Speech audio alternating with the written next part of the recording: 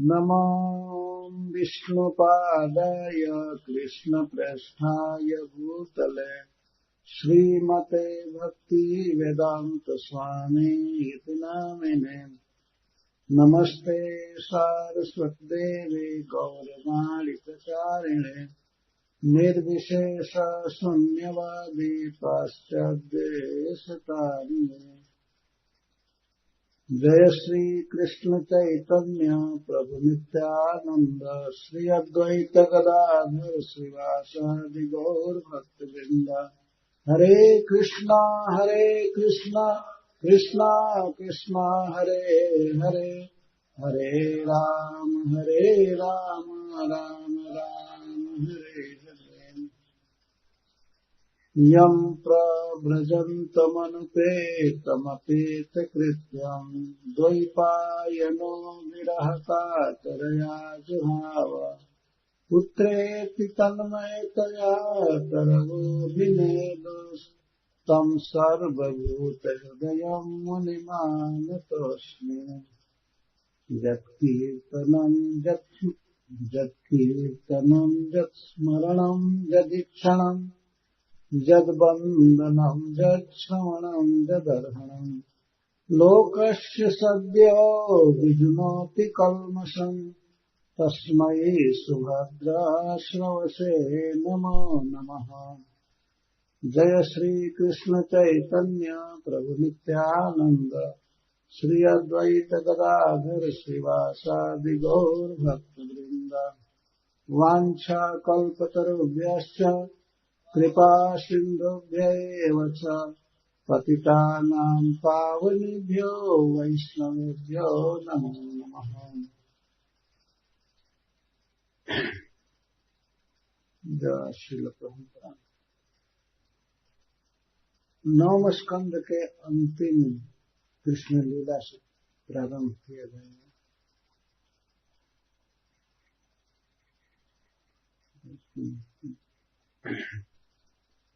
Second part. नवम स्कंद अध्याय 24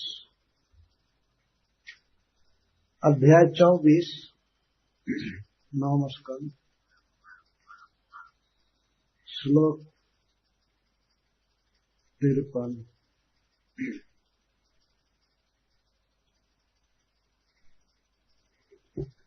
वसुदेवः तो देवक्याम् अष्टपुत्रान् अजीजनत्। आधे श्लोक है केवल 53। वसुदेवस्तु देवक्याम् अष्टपुत्रान् अजीजनत्। कीर्तिमन्तं सुषेणं च भद्रसेनमुदारभिः। ऋजुं संवर्धनं भद्रं संकर्षणमहेश्वरम्। अष्टमस्तु तयोरासीत् स्वयमेव हरिः किला। सुभद्रा च महाभागा पवराजन् पितामही। जदा जदेह धर्मस्य क्षयो वृद्धिश्च पाप्मनः। तदा तु भगवानीशः आत्मानं सृजते हरिः। न यस्य जन्मनो हेतुः कर्मणो वा महीपते। आत्ममायां विनेशस्य परस्य द्रष्टुरात्मनः। जन्माय चेष्टितं पुंसः स्थितुत्पत्त्यप्ययाय हि। अनुग्रहस्तन्निवृत्तेः आत्मलाभाय चेष्यते अक्षौहिणीनां पतिभिः असुरैर्निर्पलाञ्छनैः भुव आक्रम्यमाणाया अभाराय कृतोद्यमः कर्माण्य परिमेयाणि मनसापि सुरेश्वरैः। तो माइक है तो पीछे से भी कोई आदमी बोलिए। कर्माण्य परिमेयाणि मनसापि सुरेश्वरैः सहसंकर्षणश्चक्रे भगवान् मधुसूदनः कलौ जनिष्यमाणानां दुःखशोकतमोनुदाम् अनुग्रहाय भक्तानां सुपुण्यं व्यतनोजसः जस्मिन् सत्कर्णपीयूषे जशस्तीर्थवरे सकृत् श्रोत्राञ्जलिरुपस्पृश्यात् धुनुते कर्मवासनाम् भोज विश्रन्धकमधु शूरसेन दशार्हकैः श्लाघनीये हितः शश्वत् कुरु सृञ्जय पाण्डुभिः स्निग्धस्मितेक्षितोदारैः वाक्यैर्विक्रमलीलया नृलोकं रमयामास मूर्त्या सर्वाङ्गरम्यया जस्याननं मकरकुण्डलचारुकर्ण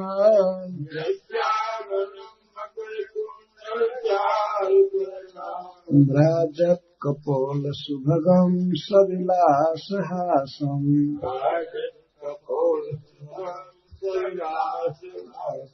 नित्योत्सवं नततिपूर्दृशभिः पिबन्त्यो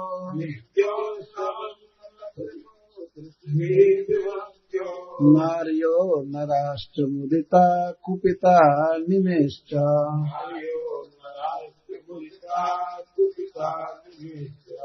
जातो गतः पितृगृहात् ब्रजमेधितार्थो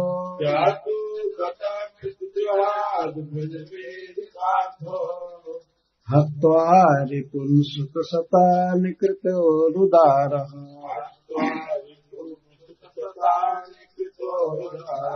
उत्पाद्यते सुपुरुषः क्रतुभिः समीजे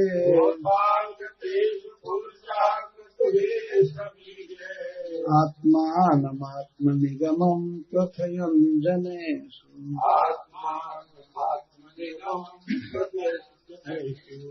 पृथिव्या सवै गुरुभरं क्षपयन् कुरूणाम्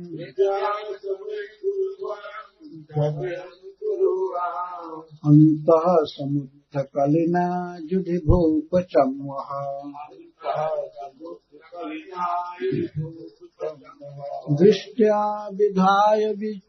दृष्ट्या विधूय विजये जयमुद्विघोष्य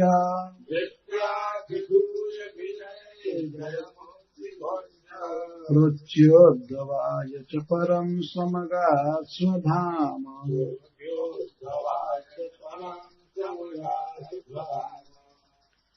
वसुदेवः श्री वसुदेव जी सुतान पुत्र अष्टौ 8 आदधे देवक्या ऊपर में बोलते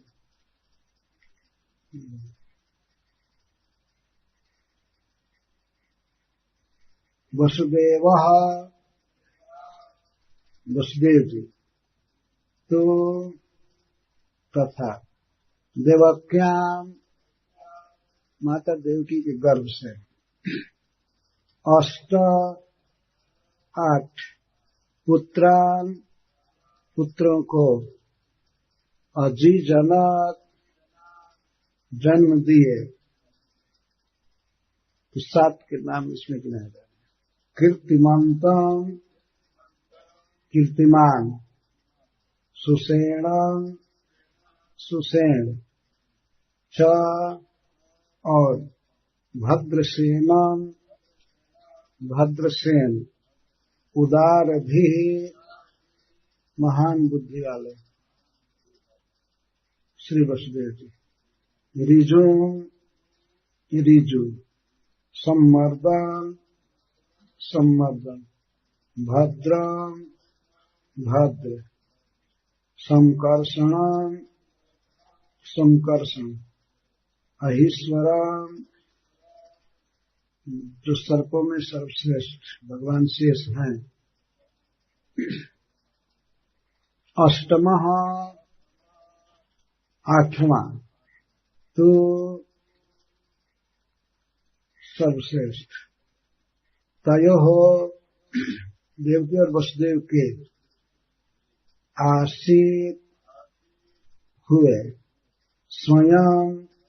स्वयं ही एवं हरि ही स्वयं भगवान। किला यह सुनिश्चित है। सुभद्रा च और सुभद्रा नाम की कन्या महाभागा अत्यंत भाग्यशालिनी तव तुम्हारी राजन हे महाराज परीक्षित पितामही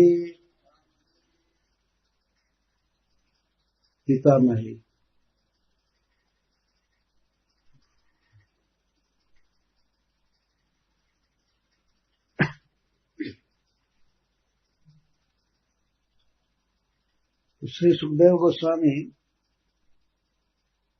9वें स्कंद के अंत में यदुवंश में उत्पन्न लोगों का, विशेष करके राजाओं का चरित्र सुना रहे थे। सुनाते सुनाते सबके अंत में ये भगवान के बारे में बोल रहे हैं। वसुदेव जी के 8 पुत्र हुए। माता देवकी के गर्भ से। तो 7 का नाम याद कीजिए।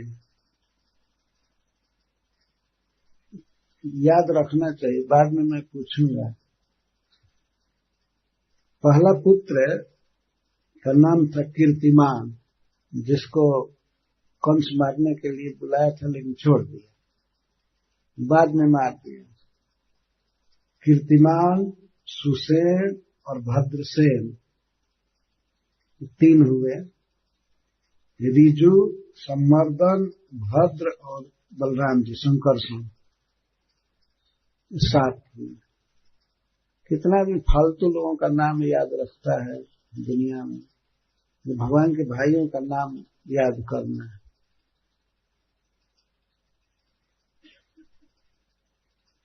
लिखने वाले से बाद में पूछ लीजिएगा, दूसरे सीटिंग में मैं पूछा करूंगा, कभी भी पूछ सकता हूं किसी से भी। इसको श्रील प्रभुपाद जी क्लास कहते थे, श्रीमद् भागवतम क्लास। सिंपली कथा नहीं है, पढ़ाई है। देवकी के गर्भ से वसुदेव जी ने 8 पुत्रों को उत्पन्न किया, अजी जनक, और 1 कन्या जिसका नाम है सुभद्रा। सुभद्रा के विषय में सुखदेव गोस्वामी कहते हैं कि हे राजन, तो पितामही, तुम्हारी दादी अर्जुन की पत्नी थी सुभद्रा जी, और परीक्षित महाराज अर्जुन के पुत्र। तो सुभद्रा पितामही हुई ना।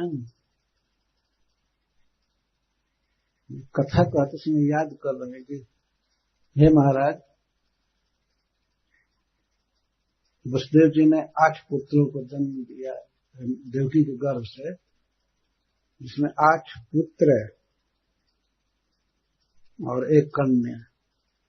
7 को तो गिनाया गया, तो अष्टमस्तु 8वां जो पुत्र हुआ सबसे छोटा, तो स्वयं एवं हरि, साक्षात स्वयं भगवान, अथवा स्वयं का एक बार यह अर्थ होगा कि कोई वसुदेव और देवकी के कर्म से प्राप्त हुए थे, जन्म लिए थे, ऐसी बात नहीं। वो स्वयं ही पुत्र बने थे, उनके स्वयं ही प्रकट हुए थे। और दूसरा अर्थ है कि स्वयं हरि, तो स्वयं भगवान है, पूर्ण है, क्योंकि वे हरि हैं। शास्त्रों में हरि शब्द का अर्थ स्वयं भगवान होता है, तो श्री कृष्ण को हरि हरि कहते भी। हरि हम लोग महामंत्र में 8 बार हरि शब्द का प्रयोग हुआ है। 8 बार में 4 बार कृष्ण और 4 बार राम। हरे कृष्णा कृष्णा कृष्णा हरे हरे, हरे राम राम राम हरे हरे। श्रील सुखदेव गोस्वामी महाराज परीक्षित की सभा में भगवान की कथा कह रहे हैं, तो बहुत महत्वपूर्ण समाज है, तो उसमें भी गिनाए वसुदेव जी के 7 पुत्र ये हैं: कीर्तिमान, सुसेन, भद्रसेन, ऋजु, संवर्धन, भद्र और संकर्ष। और 8वें पुत्र हुए स्वयं भगवान, और एक कन्या हुई सुभद्रा, जो तुम्हारी पितामही है।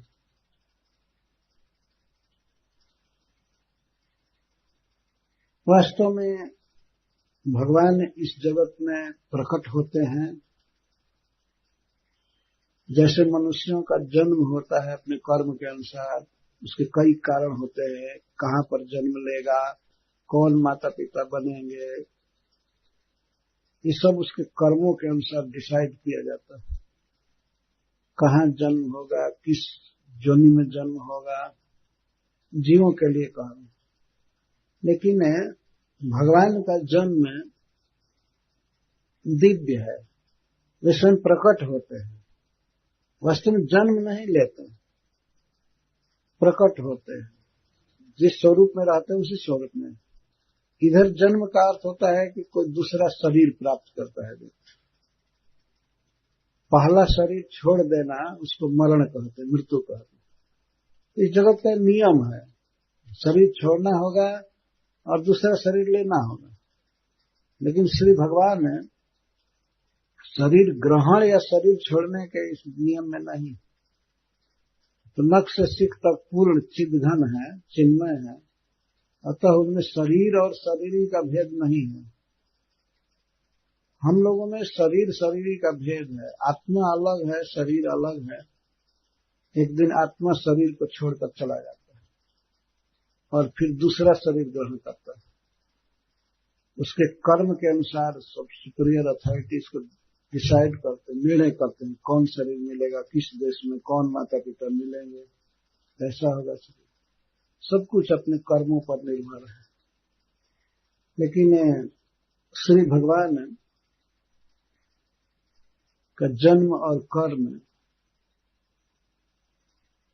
कर्मों पर निर्भर नहीं है, कोई नियम पर निर्भर नहीं है। स्वयं प्रकट होते हैं और स्वच्छंद इच्छा कर्म करते हैं। मनुष्यों का या दूसरे जीवों का जो कर्म है तो प्रकृति के गुणों में बंधा हुआ है, उन्हें करना पड़ेगा और कर्म का फल बनेगा, फिर भोगना पड़ेगा। फिर इस तरह से जन्म मरण का चक्कर चलता रहता है। लेकिन भगवान ने स्वयं श्रीमुख से अपने जन्म कर्म के विषय में कहते हैं, जन्म कर्म च मे दिव्यम, मेरे जन्म कर्म दिव्य है। दिव्य मतलब दिव्य का अर्थ हुआ चिन्मय और एक अर्थ हुआ अलौकिक। दिवी शब्द से दिव्य शब्द बनता है। दिवी का अर्थ है ऊपर का, स्वर्ग या अपराकृत जगत। तो दिव्य का अर्थ है अपराकृत, प्रकृति के सतोगुण, रजोगुण, तमोगुण आदि के द्वारा बाधित नहीं है। भगवान न प्रकृति के अंदर कर्म करते हैं, न उनका जन्म होता है, वो प्रकट होते हैं और अपनी स्वच्छंद इच्छा से वो लीला करते हैं।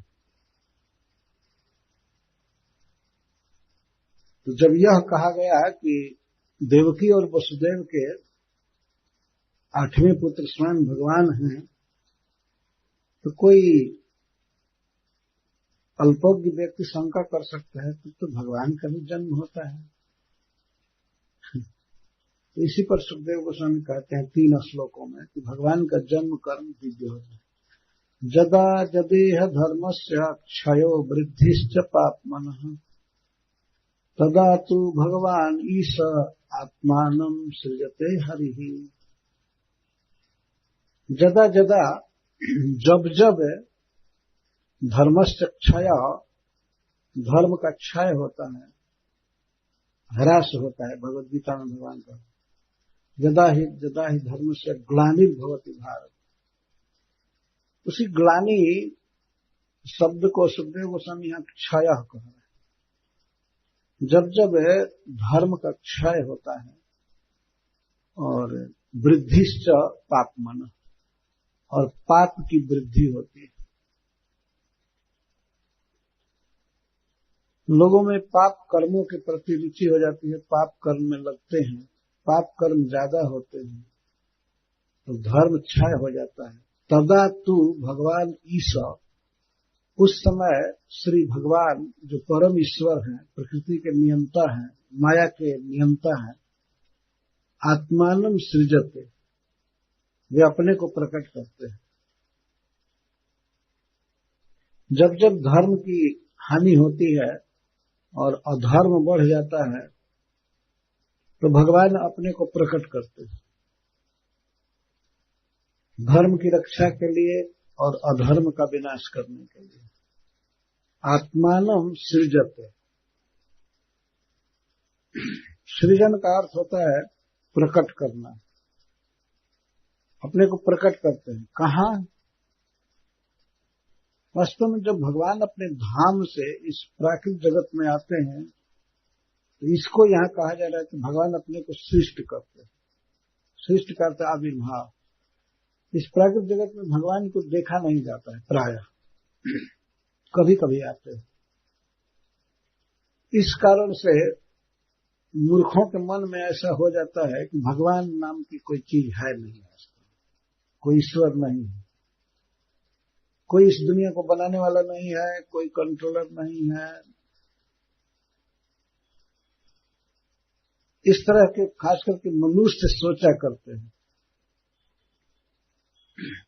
कोई आवश्यक नहीं है कि भगवान अपने आप को आकर के दिखावे तब मानना चाहिए, और न आवे तो कह दे कि भगवान निराकार है, क्योंकि हम देखते नहीं हैं। तो भगवान अपने मुख से स्वीकार किए हैं कि मैं आता हूं, मैं प्रकट होता हूं इस जगत में। कब कब? जब जब धर्म की हानि होती है और पाप की वृद्धि होती है, तब तब मैं अपने को प्रकट करता हूं। किसी के नियम में बंध करके नहीं कि आपको प्रकट होना पड़ेगा, बल्कि देवता लोग भगवान से प्रार्थना करते हैं तब वे आते हैं। क्षीर समुद्र के तट पर जाकर देवताओं ने भगवान से विनय किया, प्रार्थना किया कि आप आइए, पृथ्वी का भार दूर कीजिए, बहुत पाप बढ़ गया है, असुरों की शक्ति बहुत बढ़ गई है और धर्म की हानि हुई है। तब भगवान ने कहा कि ठीक है, मैं आऊंगा।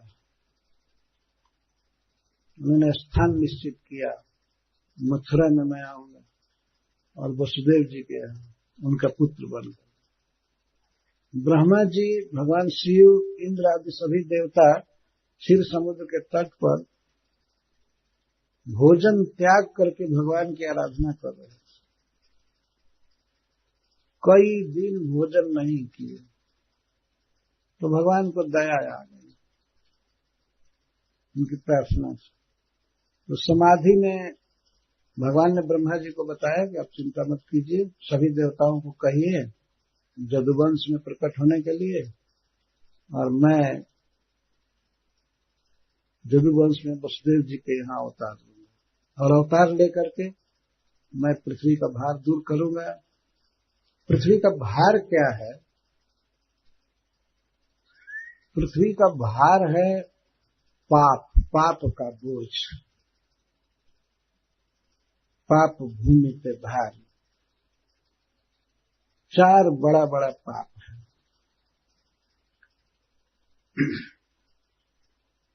एक तो पाप है मांस खाना।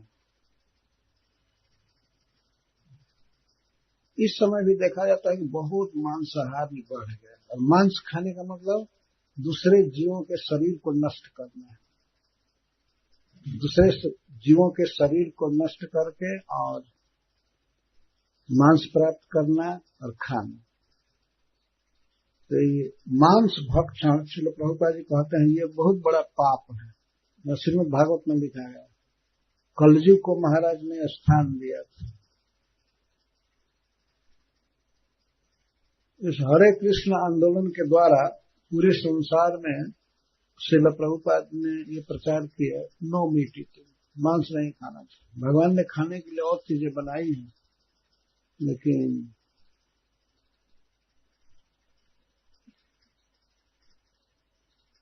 मांस नहीं खाना चाहिए। मांस का खाना, पकाना, बेचना जब बहुत ज्यादा हो जाता है तो इसको कहते हैं पाप की वृद्धि, जीवों की हत्या कर मांस खाना।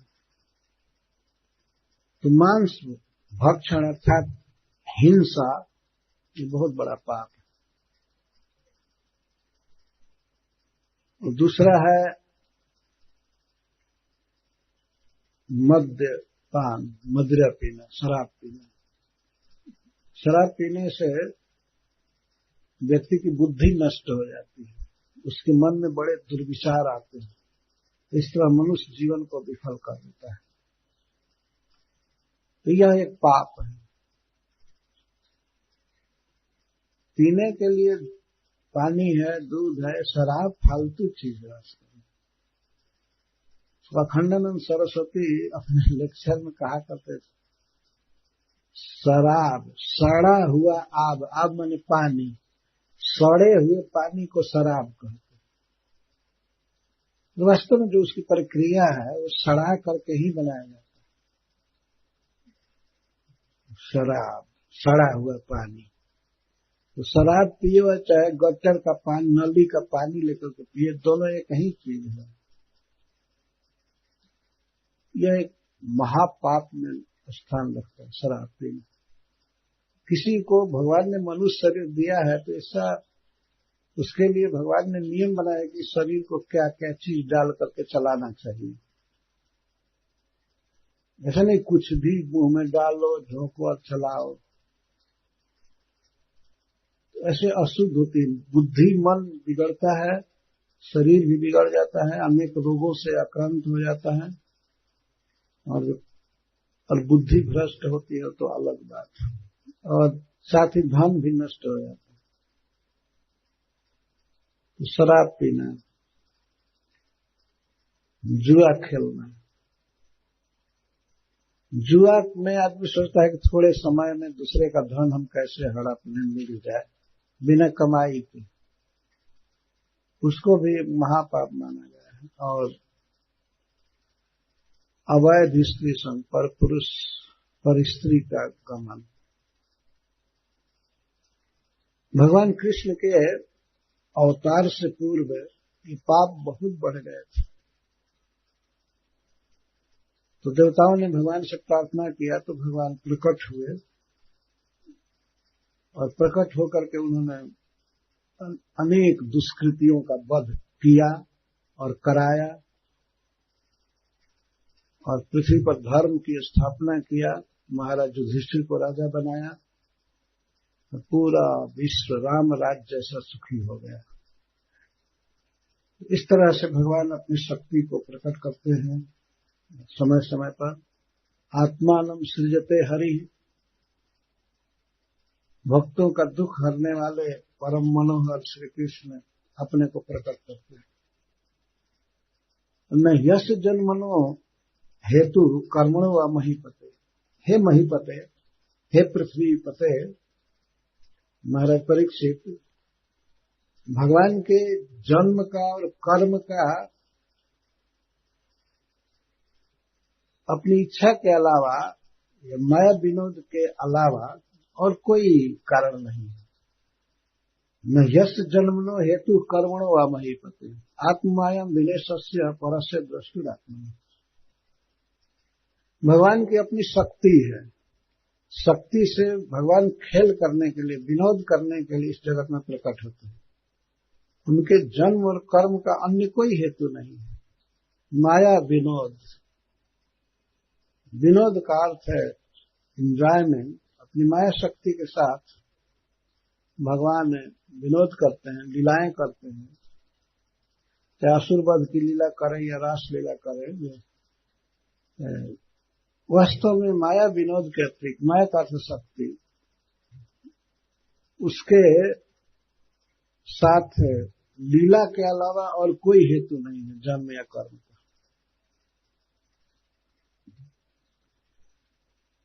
तो इस संसार में कोई भी मनुष्य अपनी इच्छा से जन्म नहीं लिया है ना।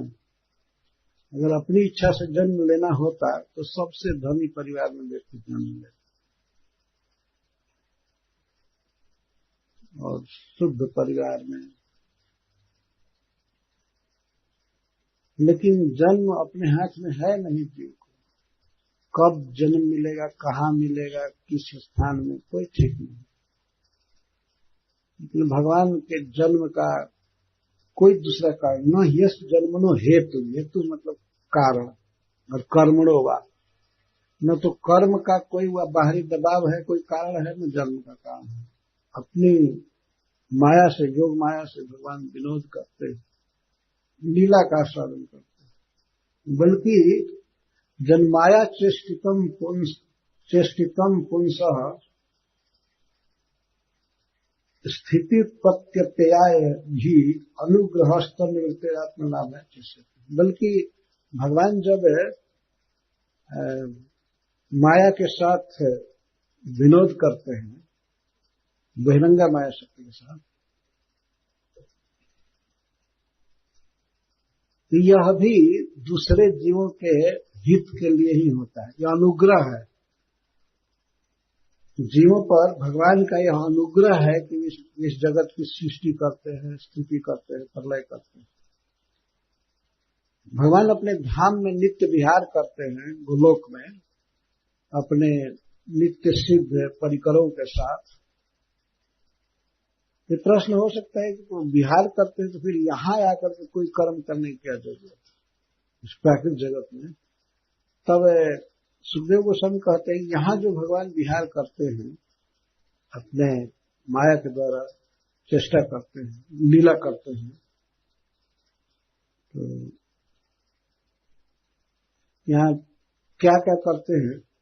स्थिति, उत्पत्ति, जगत की सृष्टि करते हैं, जगत को पोषते हैं, मेंटेन करते हैं, और अंत में अपव्यय, विनाश कर देते हैं। तो यह जीव के अविद्या निवृत्ति के लिए और आत्मलाभ के लिए करते हैं। जीव अपने स्वरूप में हो जाए, अर्थात मोक्ष मिले। जब भगवान यहाँ पर सृष्टि करते हैं तो उसमें भगवान का आशय है कि जीव प्रलय काल में सभी सुप्त अवस्था में रहते हैं। जैसे हम लोग रात को सो जाते हैं, तो इस तरह से प्रलय काल में सभी जीवों की उपाधियां लीन रहती हैं, उसका कर्म फल लीन रहता है, कोई शरीर नहीं रहता है। तो एक सोई जैसी अवस्था समझिए सृष्टि के पहले। तो भगवान इन जीवों को जगाते हैं, उसकी उपाधि को प्रकट करते हैं। उपाधि का अर्थ है जीव के कर्म संस्कार पहले के जो है उनको जगा देते हैं।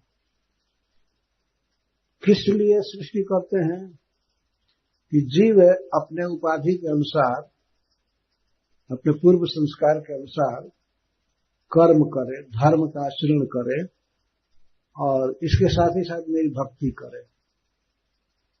भक्ति करेगा तो उससे आत्म लाभ होगा, मोक्ष प्राप्त होगा। जैसे हम लोग रात में सोए रहते हैं तो सोए रहना ये बिल्कुल फालतू अवस्था है कि नहीं? फिर सवेरे जग करके नहा धोआ करके काम धंधा करे, करने तो सृष्टि के समय इसी तरह से मरे हुए पड़े रहते, मरने जैसा है, कोई काम धंधा नहीं, कुछ नहीं। तो भगवान कृपा करके सृष्टि करते हैं, जीवों को देह देते हैं, पूर्व कर्म फल के अनुसार, संस्कार के अनुसार सभी जीवों को उनका शरीर देते हैं, स्वभाव देते हैं, सब कुछ जागृत कर देते हैं, तो जीव अपना अपना काम करने लगते हैं। तो उन पूर्व के कर्मों का कुछ क्षय होता है, फल भोगने से फल का विनाश होता है, और वो भगवान की भक्ति भी करेगा। जब जगा रहेगा सृष्टि के समय, शरीर मिलेगा तभी भजन करेगा। विनुतन वेद भजन नहीं बरना, इसलिए भगवान सृष्टि करते हैं कि जीव अपने अपने कर्म फल के अनुसार कर्म का फल भोगे, कर्म के अनुसार कर्म फल भोगे और मुक्त हो जाए। और इसी के लिए इतना बड़ा काम भगवान करते हैं, सृष्टि करना, पालन करना, प्रलय करना। तो इस तरह से भगवान की जो लीला है, यहां तक कि माया शक्ति के साथ भी भगवान की जो चेष्टा है और भी जोग माया के साथ जो चेष्टा है, यह तन निवृत्त है, आत्मलाभ है चैस्य। आत्मलाभ के लिए, मोक्ष के लिए जरूरी है। तन निवृत्त है, तत्व का अर्थ है भगवान की चेष्टा, भगवान की लीलाएं। यदि इन लीलाओं को सुना जाए जो भगवान इस जगत में आकर करते हैं, तो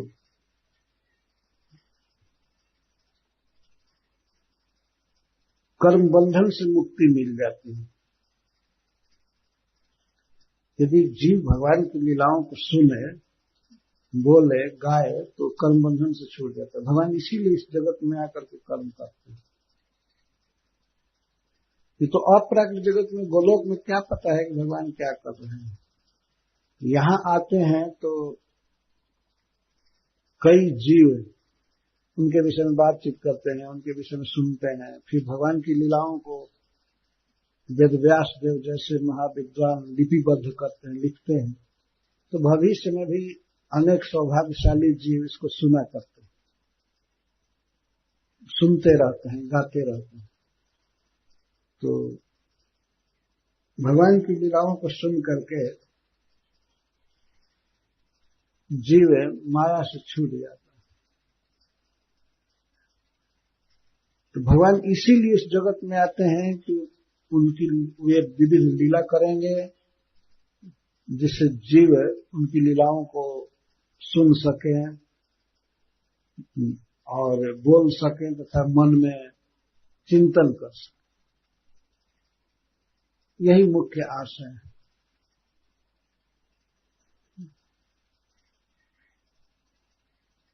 यह अनुग्रह है जीवों पर। भगवान का इस जगत में आना, सृष्टि करना, सृष्टि कर चलाना और प्रलय करना, सब जीवों के प्रति भगवान का अनुग्रह है। अब आगे के श्लोक में कहते हैं सुखदेव गोस्वामी कि भगवान श्री कृष्ण के आने का एक और भी कारण है, पृथ्वी पर अनुग्रह। पृथ्वी पर बहुत लोड बढ़ गया था, बहुत भार बढ़ गया। अक्षौहिणी नाम पति नाम असुर नृपलांछन। इस पृथ्वी पर उस समय असुरों का भार बहुत बढ़ गया था। जैसे इस समय सरकारी अधिकारियों का भार पृथ्वी पर बढ़ता जा रहा है, वैसे राजाओं का भार बढ़ा था। ये राजा लोग बहुत औक्षणी सेना रखते थे। सेना बड़ी बड़ी रखना, अनेक संख्या में, अनेक बलवती सेना, और सेना लेकर के एक दूसरे से युद्ध करते थे, तो उसमें निरीह जनता मारी जाती थी। तो सेना जुटाना और युद्ध करना एक बहुत बड़ा फैशन हो गया था राजाओं का। भगवान ने अवतार लेकर के और औक्षणी पतियों का विनाश कराया। बहुत बड़ी बड़ी सेना के कमांडर आदि से बढ़ गए थे, महारथी। भगवान कृष्ण की लीला में आप शुरू से अंत तक देखिए तो अनेक युद्ध का वर्णन, अनेक युद्ध का। भगवान को विवाह करने में भी कई युद्ध लड़ना पड़ा। प्रथम विवाह हुआ रुक्मिणी जी के साथ, उसके लिए लड़ाई, सब जगह लड़ाई सभी विवाह में। 16,000 स्त्रियों के साथ विवाह हुआ तो उसमें भौमासुर का वध, क्या क्या, उसके लिए लड़ाई। रुक्मिणी के विवाह में युद्ध। केवल कालिंदी के विवाह में युद्ध नहीं। 6 दिन के भगवान थे प्रकट लीला में, उसी दिन पूतना का वध किया, 6 दिन के। और अपने इस पृथ्वी पर रहते समय वास्तव में साधुओं की रक्षा भगवान ने किया, सज्जनों की, उससे ज्यादा असुरों का विनाश किया। टाइमिंग देखा जाए भगवान का, कोई ऐसा दिन नहीं था जिस दिन किसी असुर का वध उन्होंने ना किया। असुरों का वध करने से ही सज्जनों की रक्षा होती है। आजकल के लोगों को ये अज्ञान है, लोग सोचते नहीं किसी को मारो मत, किसी को फांसी मत दो। वो भले 1000 आदमी को मार दे, उसको फांसी नहीं दिया जा सकता, नहीं देना चाहिए। ये मूर्खता है वास्तव में। असुरों का विनाश करने पर, राक्षसों का वध कर दिया जाए तो अपने आप जनता सुखी हो जाती है। जितने आतंकवादी हैं ये मार दिए जाए तो जनता कुछ माने में तो बहुत सुखी हो जाएगी। तो कहीं कहीं तो ऐसी स्थिति है कि जीने का भी लाले पड़े हैं। आदमी को कोई विश्वास नहीं कब मर जाएंगे, कब कोई बम विस्फोट कर देगा, कहाँ कर देगा। ये बम विस्फोट करने वालों को पकड़ करके यदि मार दिया जाए तो पृथ्वी पर शांति हो जाएगी। ये हजारों को मार दे, ट्रेन में मार दे, बस में मार दे, कहीं भी बम विस्फोट कर दे, लेकिन उसको अब सर्टिफाई करने के लिए ये किया है कि नहीं किया है, और इसमें झमेला चलता है।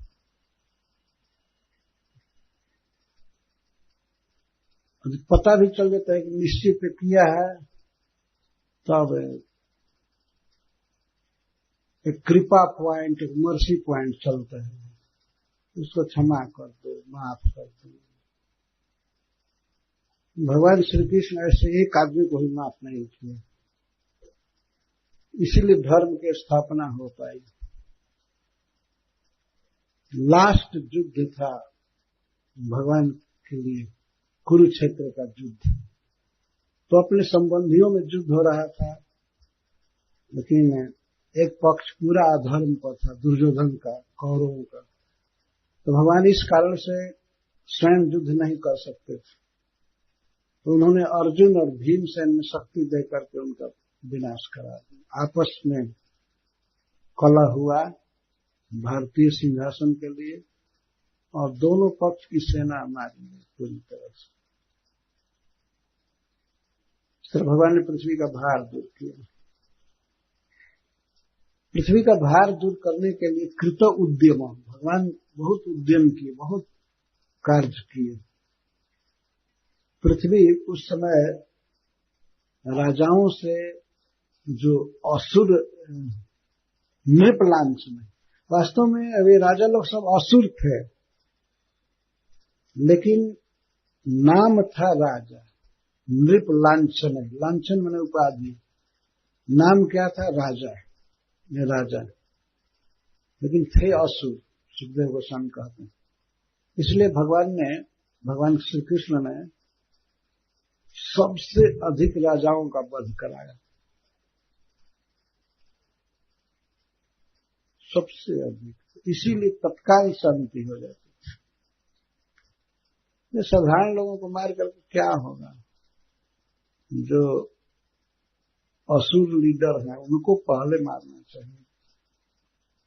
असुरों में जो प्रधान होते हैं, जो राक्षस जैसे, तो उनका वध होने से शांति हो जाती है। इसलिए भगवान श्री कृष्ण ने राजाओं का, दुष्ट राजाओं का वध कराया।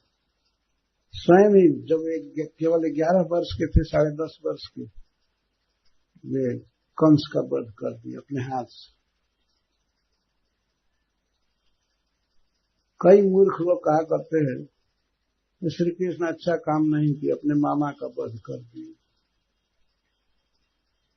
इस पर तो तरस खाते हैं कि मामा का क्यों वध किया, और मामा भांजों का क्यों वध कर रहा था, इस पर कोई विचार नहीं। अपनी बहन देवकी के 7 पुत्रों को मार दिया और कितने को मारने की योजना बनाया और पूतना को भेजा। इस जिला में जितने बच्चे हैं सबको मार।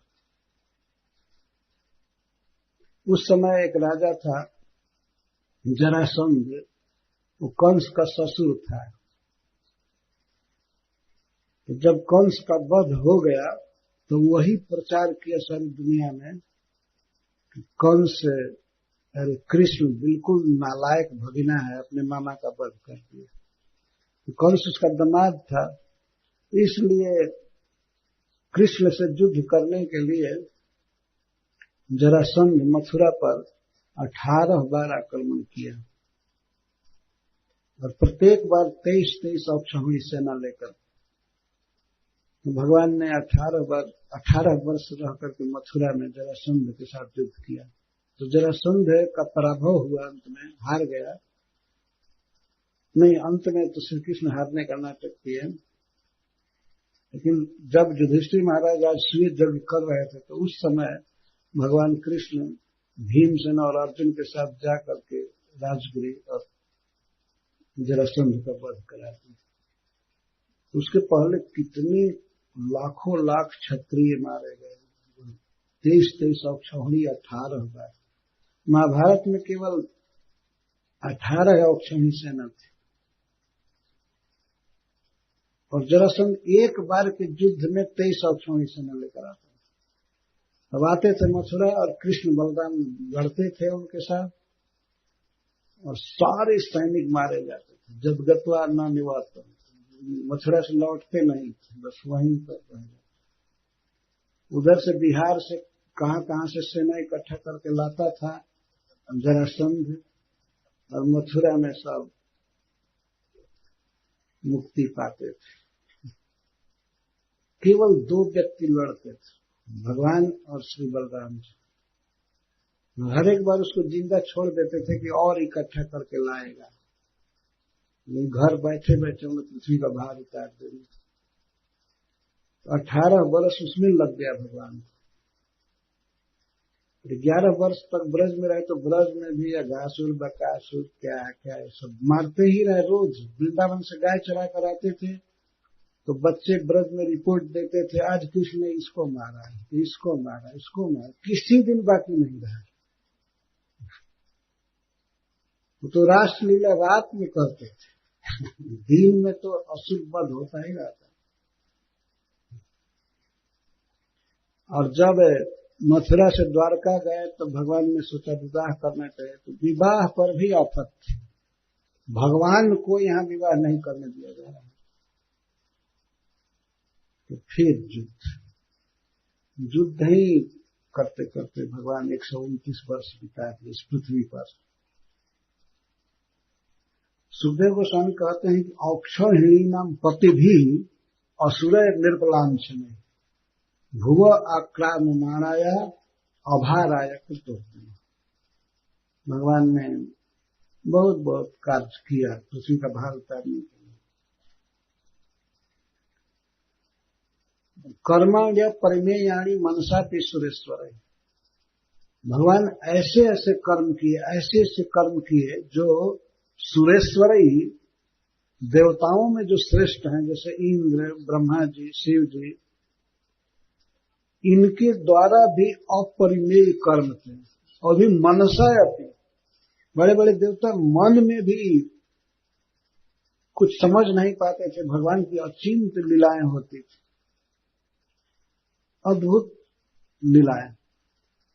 जैसे भगवान श्री कृष्ण ने विवाह किया, अचिंत लीला है, इसको समझ पाना देवताओं के लिए भी और मन से भी सोच पाना कठिन। एक समय में, एक मुहूर्त में, और 16,000 भवनों में अलग अलग विवाह किए एक ही मुहूर्त में, और सभी घर में वसुदेव थे, देवकी माता जी थी, और सभी में पुरोहित, सभी में पवनी पजाड़ी जो भी होते हैं, जो जब नाई क्या क्या और सब विवाह में हेल्प करने वाले, सभी 16,000 भवनों में थे। वसुदेव जी भी सब में थे, बलराम जी भी सब में थे, और अलग अलग भवनों में विवाह हुए एक समय में, और सब लोग थे। क्या ये देवताओं के लिए भी मन से भी सोच पाना असंभव है? एक कैसे कर सकते?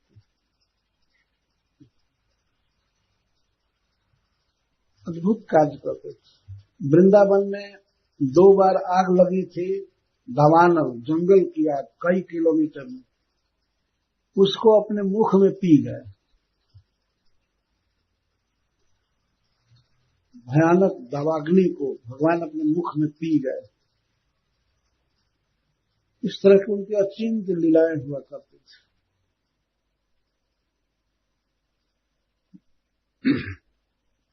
कर्माणि अपरिमेया मनसा पी सुरेश्वर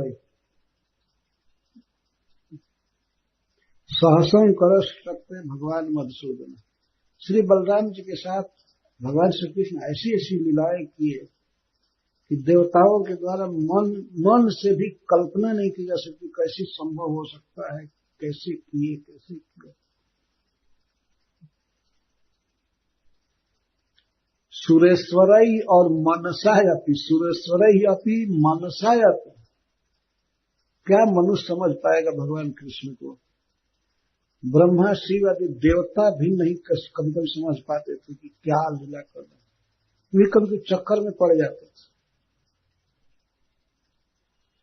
ब्रह्मा जी तो चक्कर में पड़ गए, वे देखे ग्वाल बालों के साथ खाते हुए जमुना के तट पर, तो उनका दिमाग ही फेल हो गया।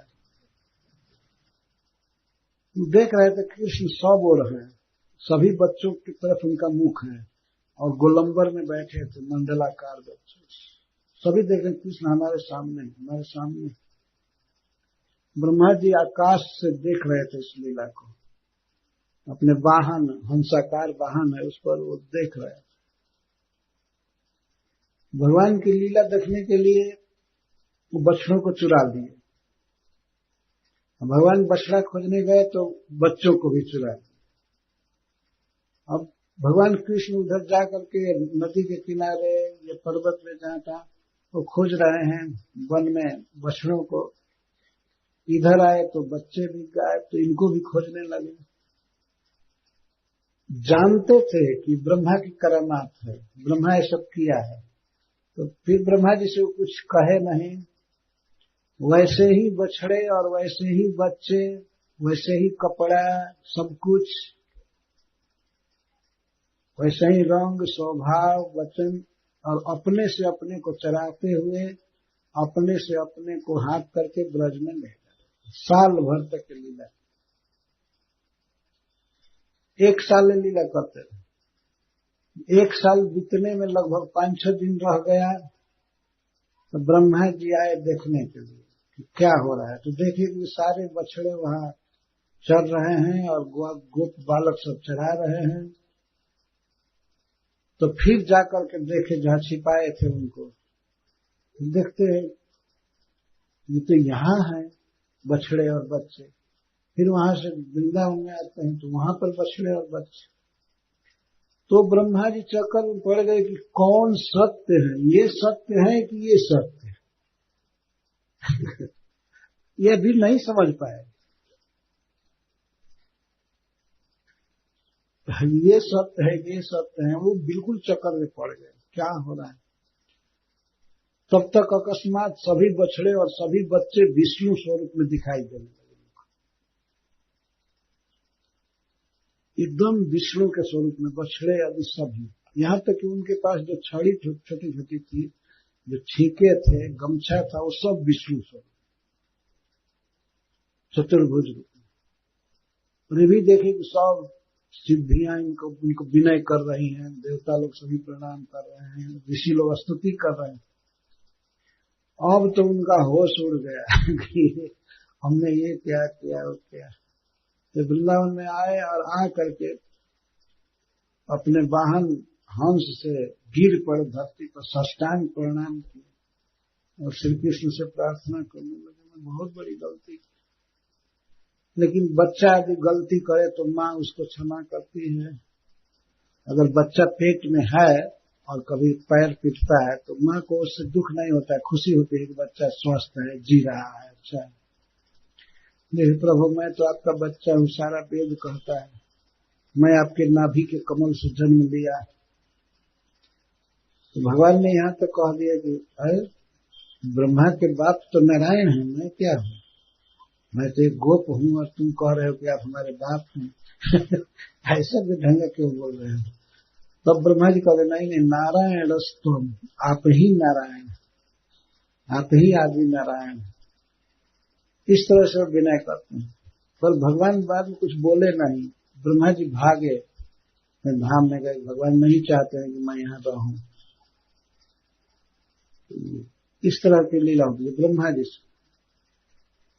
इंद्र भगवान की लीलाओं को सुनते सुनते, देखते देखते इनके मन में आ गया कि ये तो एक आदमी है, मनुष्य है, भगवान नहीं है। और जब उनकी पूजा बेहद कर दी गई कृष्ण के द्वारा, तो इतना क्रोध में हो गए, इतना क्रोध में हो गए कि समस्त ब्रज का विनाश करने के लिए प्रलय करने वाले बादलों को भेज और कहे कि मैं भी आ रहा हूं हाथी पर। वर्षा होने लगी मूसलाधार। तो भगवान ने इंद्र को भी कुछ कहा नहीं, गोवर्धन पर्वत को उखाड़ करके अपनी बाम अंगुली पर धारण कर, उधर से झमाझम वर्षा, वज्रपात, हवा, आंधी चल रही थी 7 दिन 7 रात तक। तो करते करते इंद्र पस्त हो गया वर्षा करते करते, और जब कुछ भी नहीं हुआ, किसी को कोई क्षति नहीं, तो आकर के चरण में गिरे। चरण में गिरते थे। बाणासुर के साथ भगवान का युद्ध हुआ। बाणासुर शिव जी का भक्त था, वो उषा अनिरुद्ध के विवाह में, तो उसके पक्ष से भगवान शिव आ गए। भगवान शिव कृष्ण के साथ युद्ध करना चाहते, वो आ गए, लेकिन भगवान ने उनको एक ही बाण मारा। एक बाण मारा, वो जम्हाई लेने लगे। जब एकदम होश में नहीं थे, जम्हाई ले रहे थे, उसी समय भगवान बाणासुर की समस्त सेना का नाश कर दिया। बाद में जब सेना नष्ट हो गई तब शिव जी होश में हुए। इसके बाद भगवान से प्रार्थना कर रहे थे।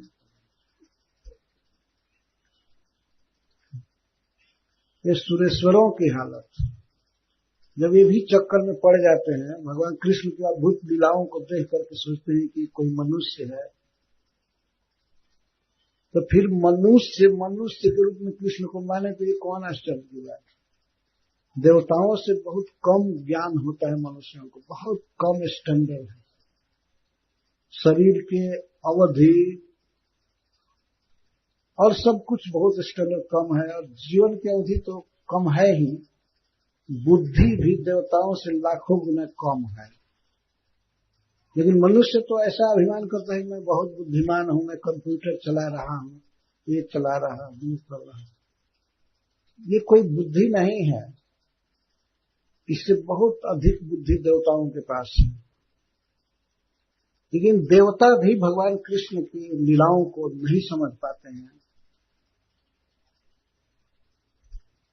देवताओं में जो श्रेष्ठ हैं वे भी, फिर मनुष्य कहां समझेगा। फिर भी भगवान की लीलाएं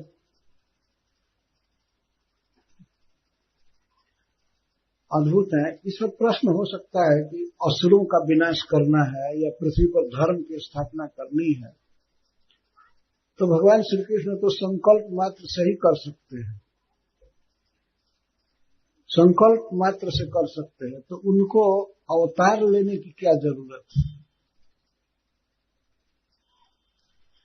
भगवान अपने मन में जो भी सोचे कि ये करना है, उनका सोचना और करना दोनों एक समय में होता है। ऐसा नहीं कि पहले प्लान बनाएंगे, नेटवर्क फिट करेंगे, इसके बाद काम होगा, है ना। कोई पुल बनाना होता है, ब्रिज बनाना होता है, घर बनाना होता है, तो पहले आर्किटेक्ट आते हैं, नक्शा बनाने वाले, ये करने वाले। ऐसा कहीं देखा गया है कि बस सोच नक्शा बनाए और भवन बनकर तैयार होता है? ऐसा कहीं नहीं होता है।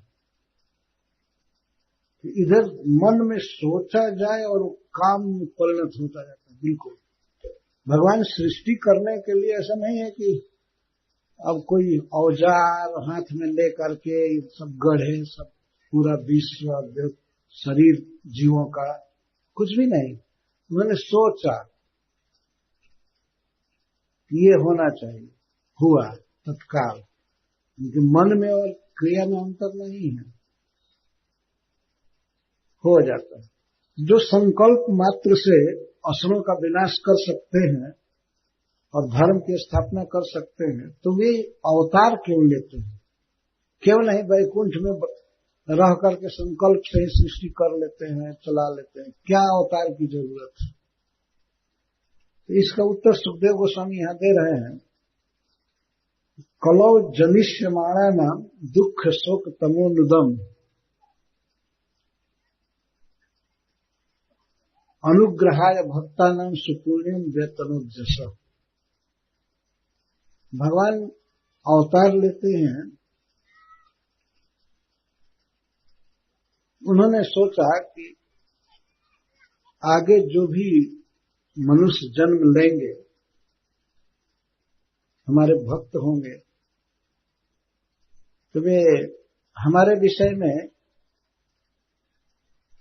कह करके, सुन करके, स्मरण करके बहुत सुख पाएंगे। तो उनको सुख देने के लिए, परम पावन जस का विस्तार करने के लिए भगवान अवतार लिए। संकल्प मात्र से सब कुछ कर सकते हैं, लेकिन लीला इसलिए करते हैं। वृंदावन में, मथुरा में, द्वारका में, कुरुक्षेत्र में, सब जगह, या अयोध्या में भगवान इसलिए प्रकट होकर के लीला करते हैं कि उन लीलाओं को भक्त लोग सुनेंगे, गाएंगे, स्मरण करेंगे, तो उन्हें परम सुख मिलेगा, परम आनंद मिलेगा। तो भगवान श्री कृष्ण ने ठीक द्वापर के अंत में अवतार लिए थे। उन्होंने सोचा कलौ जनिष्यमाणानां, कलयुग में जिनका जन्म होगा, कलयुग बहुत बुरा समय है, तो उस समय भक्तों का या जनता का दुख शोक तमोनुदम, उनका दुख कैसे जाएगा, अज्ञान कैसे जाएगा और शोक कैसे जाएगा, इसके लिए भगवान ने उपाय सोचा। तो उन्होंने ऐसी लीला किया जिन लीलाओं को सुन करके, गा करके, स्मरण करके व्यक्ति दुख शोक और तम से पार हो जाएगा। ये भगवान के लीला का विशेषण है, दुख शोक तमोनुदम। दुख है, कहते हैं, जो वर्तमान काल में किसी भी प्रकार का कष्ट है, त्रिताप, 3 प्रकार का दुख, भौतिक, आधिभौतिक, अधिदैविक, आध्यात्मिक ताप, 3 प्रकार के दुख हैं। इनको दुख कहते हैं। दुख 3 प्रकार का दुख है। एक तो आधिभौतिक दुख। आधिभौतिक का अर्थ होता है जीवों से जीवों को जो दुख होता है। इस संसार में एक जीव दूसरे जीव को दुख देता है, देखा गया है। जैसे मनुष्य मनुष्य को दुख देता है। सबसे ज्यादा यदि कोई चिंता है मनुष्य को, दुख है, तो मनुष्य से मनुष्य बहुत दुखी है। घर में ताला लगाना, ये गाय भैंस के लिए थोड़े ताला लगाया जाता है, ये आदमी के लिए लगाया जाता है कि ये चुरा लेगा, है कि नहीं? दुख आजकल माना जाता है कि डॉक्टर लोग दुख नष्ट करते हैं। पहले माना जाता था डॉक्टर सहायता करेगा, हमारा रोग हर लेगा, लेकिन रोग हरे या न हरे, पैसा तो हरेगा ही। अब गारंटी नहीं दे सकता आपका दुख जाएगा ही, बल्कि दुख है हरने के पहले कुछ फीस ले लेता है ना?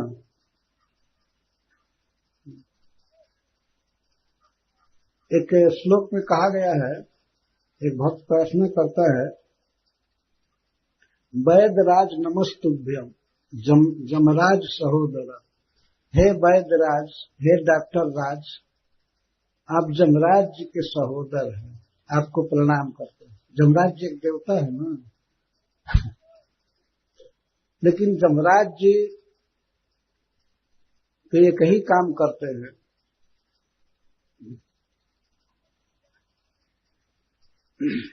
जमराज जी केवल प्राण लेते हैं, लेकिन आजकल के डॉक्टर तो प्राण और धन दोनों ले लेते हैं। इसलिए जमराज जी के बड़े भाई हुए, छोटे भाई नहीं हैं। जमस्तु हरते प्राणान और वैद्य प्राणन धनानि च। वैद्य तो प्राण और धन दोनों ले लेते। ये प्रकट है, देखा जाता है। अगर किसी का ऑपरेशन करना है और निश्चित है कि आदमी मरेगा, तो लिखवा लेते हैं पहले से कि अगर मरे तो हमारा कोई दोष नहीं। और लेकिन ये नहीं है कि मरे तो पैसा नहीं लेंगे, पैसा पहले ले लेते हैं।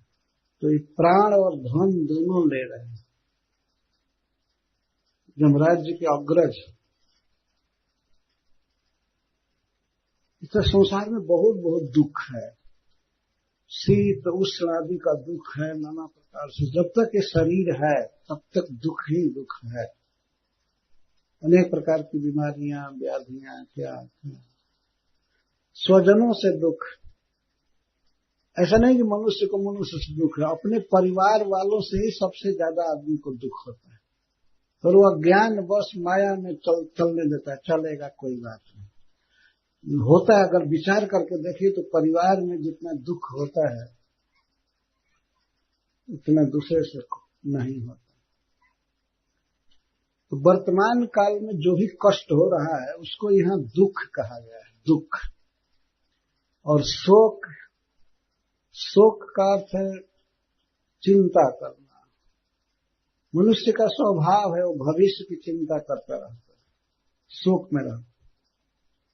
आगे ये न हो जाए, हमारी जीविका ठीक से चलनी चाहिए, पता नहीं हमारे बेटा का क्या होगा, ये कैसे जिएगा खाएगा।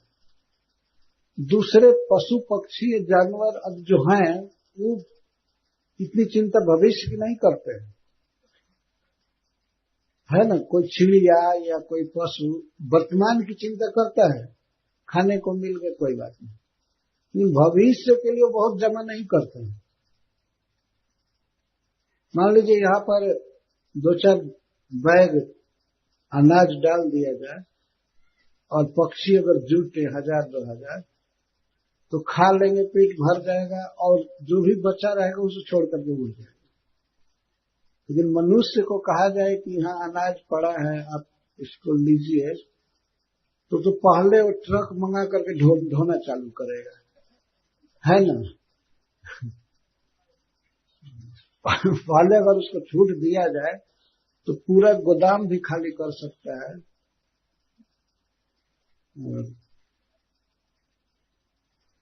तो भारत का जो खाद्य अधिनियम विभाग, उसको क्या कहते हैं, food corporation, FCI, food corporation of India, अगर एक दिन खोल करके ताला कहा जाए कि आप इसको ले लीजिए, आप जितने में आपका पेट भरे, तो कई टन आदमी ले सकता है उससे पावर होने। गाय को घास डालिए, अगर पेट भर जाएगा तो वही बैठ जाएगी जुगाली करने लगेगी। तो संतोष है, मनुष्य को संतोष नहीं। वह चिंता है। और खास करके अपने से भी ज्यादा अपने परिवार की चिंता होती है। कैसे चलेगा, ये न हो जाए, वो न हो जाए, इसको शोक कहते हैं। जैसे अर्जुन शोक कर रहे थे, भविष्य में हमारे स्वजन मारे जाएंगे कुरुक्षेत्र में, अरे ये ठीक नहीं है, फिर ये होगा। और तमह, तमह का अर्थ होता है अज्ञान। अज्ञान क्या है? अज्ञान यह मैं हूं, यह शरीर मैं हूं, और इस शरीर से संबंधित जो भी वस्तु या व्यक्ति है वे मेरे हैं, इसको तम कहते हैं। घोर अज्ञान। जीव ये देह नहीं है, देह छोड़ करके उसे जाना पड़ेगा, और इसके पहले भी अनेक शरीरों को छोड़ चुका है, लेकिन फिर भी अपने को देह मानता है। देह से भिन्न मैं आत्मा हूं, जीवात्मा हूं, भगवान का सेवक हूं, ये वो मानता नहीं। मैं इस परिवार का हूं, मैं इस देश का हूं, मैं इस समाज का हूं, मैं इस जाति का हूं, मैं इस धर्म का हूं, और ये लोग मेरे हैं। देह को मैं मानना और देह से संबंधित लोगों को मेरा मानना, और उसी चिंता में रहना, इसको तमह कहा गया। अहम ममेति, मैं हूं, ये मेरा है। तो भगवान कृष्ण ने इसलिए अपने जस को फैलाया कि मेरी लीलाओं को भक्त सुनेंगे, गाएंगे, तो दुख से, शोक से और अज्ञान से मुक्त हो जाए। दुख, शोक, तमो, नुदम, इन तीनों को नुदती हंती। भगवान की लीला सुनने मात्र से सब नष्ट हो जाता है। अज्ञान नष्ट होता है, शोक नष्ट होता है, दुख नष्ट होता है। जब व्यक्ति भगवान की लीलाओं को सुनता है तो उसे इतना सुख मिलता है, उस सुख के आगे वो अब गरीब भी है, अभाव में भी है, तो ये सब दुख उसको सता नहीं पाते। भगवान अपने भक्तों का दुख, शोक, तम दूर करने के लिए सुपुण्यम व्यतनुत जस, अपने परम पावन जस का विस्तार करते हैं। सोई जस गाय भगत भव तरहि, कृपा सिंधु नरहित तन धरहि। रामचरितमानस में कहा गया है कि भगवान अपना स्वरूप इसलिए प्रकट करते हैं, इसलिए अवतार लेते हैं कि वे जस, जो बहुत कर्म करेंगे, दिव्य कर्म, उनका यश गा गा करके, उनके कर्मों को गा गा करके भक्त भवसागर से तर जाएंगे, जन्म मरण से मुक्त हो जाएंगे। यही भगवान के अवतार का मुख्य प्रयोजन है। भगवान श्री कृष्ण मथुरा में अवतार लिए और तुरंत ब्रज में आ गए, गोकुल आए। गोकुल में, वृंदावन में उन्होंने लगभग 10.5 पौने 11 वर्ष बिताया और बहुत सुंदर लीला की। मथुरा में 18 वर्ष और द्वारका में 18 और 11 29। मथुरा और वृंदावन में 29 वर्ष रहे और द्वारका में 100 वर्ष। और सब समय भगवान अनंत अनंत लीला करते ही रहते हैं। वे सब लीलाएं, उनमें से कुछ लीलाएं श्रीमद् भागवत में हैं, पुराणों में हैं, महाभारत में है। तो भगवान का यही आशय है, इसीलिए इस जगत में आकर लीला करते हैं कि भक्तजन मेरी लीलाओं को सुनेंगे, गाएंगे, बोलेंगे, मन में स्मरण करेंगे और उनका सब दुख नष्ट हो जाएगा। ये भगवान की योजना है। पर इस जगत में मूर्खों की योजना क्या है कि हम दूसरे तरह से सुखी होंगे। भगवान आए कि हमारी लीलाओं को गा करके, सुन करके, सोच करके सुखी होंगे। और यहाँ के मूर्ख मनुष्यों को पता ही नहीं है, वो दूसरे उपायों से सुखी होना चाहते हैं। एक तरफ भगवान का प्लान है और एक तरफ इन लोगों का प्लान है, हम ऐसे सुखी होंगे। सुखी क्या होंगे? दुख बढ़ता ही जा रहा है। सुख पाना है तो भगवान श्री कृष्ण की लीलाओं को सुनना चाहिए, बोलना चाहिए, गाना चाहिए। इसी के लिए भगवान लीला की। यस्मिन् सत्कर्ण पीयूषे जशस्तीर्थ वरे सकृत श्रोत्रांजलिरुपस्पृश्य धुनते कर्म वासना।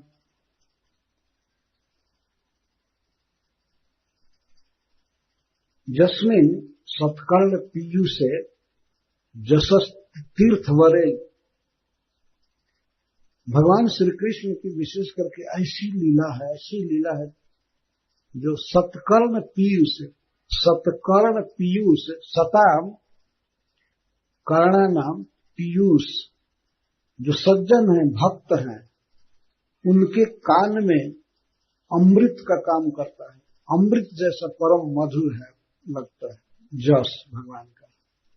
सत्कर्ण पीयूष, सज्जनों के, भक्तों के कर्ण के लिए पीयूष है, अमृत है। और तीर्थवर, अगर कोई व्यक्ति अपने को शुद्ध करना चाहता है, माया की मलिनता से, काम क्रोध लोभ आदि से शुद्ध करना चाहता है, तो उसके लिए सबसे श्रेष्ठ तीर्थ यह है। पाप को दूर करने में जैसे गंगा जी परम समर्थ हैं, परंतु गंगा जी से भी कई गुना अधिक भगवान के इस जस नदी में शक्ति है। गंगा में स्नान करने के बाद भी जल्दी पाप नहीं जाता है, कुछ काल तक ज्यादा सेवन करते हैं तब पापों का पूरा नाश होता है। ये गंगा जी सबसे बड़ा तीर्थ है जो भगवान के चरण कमल से निकली है।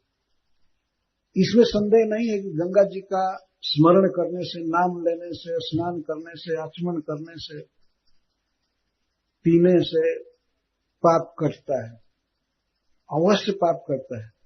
परंतु गंगा जी सब जगह नहीं जा सकती है, वो एक क्षेत्र में बहती है। गंगोत्री से लेकर के गंगा सागर तक उनका एक ट्रैक है, उसमें जाती है। तो वहां कोई जाएगा तब न स्नान करेगा। लेकिन भगवान श्री कृष्ण ने जो अपने यश की नदी बहाया है, कीर्ति गंगा, ये तो कहीं भी है, स्वर्ग में है, मर्तलोक में है, बलि महाराज आदि के पास, इस पृथ्वी पर है, मर्तलोक में, और पाताल में भी है। ये श्रीमद् भागवतम तो कहीं भी जा सकता है, ये ग्रंथ कहीं भी जा सकता है, कोई व्यक्ति पढ़ सकता है। और विशेष करके श्रील प्रभुपाद ने इसका अंग्रेजी में ट्रांसलेशन किया है। इसमें तो सारी दुनिया में, लगभग संसार के 75 भाषाओं में ग्रंथ फैल चुका है, भगवद गीता सब जगह जा सकता है। इसीलिए यह तीर्थ वरह है, तीर्थ श्रेष्ठ। अच्छा, गंगा जी में तो स्नान करने से, आचमन करने से, पीने से पाप का नाश होता है। भगवान के जस, भगवान की यह जस रूपी गंगा ऐसी है, यह केवल श्रोत्रांजलि, केवल कान से सुनने मात्र से जीव पवित्र हो जाता है, पूरा पूरा सुनने मात्र से। श्रोत्रांजलि, श्रोत्रम एवं अंजलि जस्य सह, जिसके पास इस कथा को पीने के लिए क्या योग्यता है? केवल एक योग्यता, और कोई क्वालिफिकेशन नहीं चाहिए भगवान की कथा सुनने की, चाहे वो कोई भी हो, चाहे वो भारत का हो, चाहे अमेरिका का हो, या रसिया का, कहीं का हो, केवल कान चाहिए। श्रुत अंजलि, कान रूपी अंजलि में भर भर करके जो पीते हैं अर्थात सुनते हैं, और कोई योग्यता नहीं बताई गई कि कथा सुनने वाले को ये अर्जन करना होगा, ये क्वालिफिकेशन लेना होगा, ये लेना होगा। और कामों में क्वालिफिकेशन चाहिए, किसी भी काम में जाइए। अगर मिलिट्री में भर्ती होने चाहिए तो क्वालिफिकेशन जरूरी है। क्या क्वालिफिकेशन? शरीर लंबा होना चाहिए, छाती चौड़ी होनी चाहिए, है ना, और भगाएंगे, दौड़ाएंगे, तेज दौड़ोगे तब तो मिलिट्री में लेंगे, नहीं तो नहीं। लेकिन भगवान की कथा सुनने में कोई इस प्रकार का काट-छाट नहीं है। इतना ही है कि कान ठीक होना चाहिए, कान सुनना चाहिए, कान से। श्रोत्रांजलि, श्रोत्र ही अंजलि है जिसका, ऐसा व्यक्ति जिसके पास कान रूपी अंजलि है वो कोई भी सुन सकता है। अब धुनते कर्म वासना, और जब व्यक्ति केवल भगवान की लीलाओं को कान से पीता है, सुनता है, तो उसकी कर्म वासनाएं, भोग वासनाएं चली जाती हैं, कर्म बंधन नष्ट हो जाता है। सुखदेव गोस्वामी एक प्रकार से निमंत्रण दे रहे हैं सुनने का। इन बहुत संक्षेप में कृष्ण कथा बोलेंगे। महाराज परीक्षित को एक अवसर दे रहे थे प्रश्न करने के लिए। महाराज परीक्षित ने पूछा, तब दशम स्कंध प्रारंभ किए।